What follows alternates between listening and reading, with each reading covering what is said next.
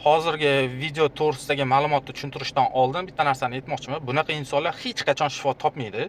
Ular uchun krayniy всегда найдется. O'sha krayniy siz yoki boshqalar bo'lishi mumkin. Hech qachon xatoni aybni o'zligidan qidirmaydi. Nima bunaqa deyapman? Qabulimga bitta patsient telefon qilyaptilar.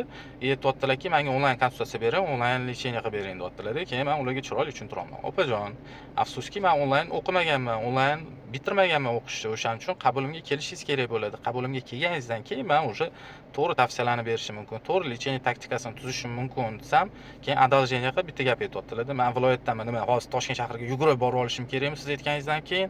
Men sharoitim yo'q deyaptilar. Opajon, sog'liq sizga kerak, menga emas-ku.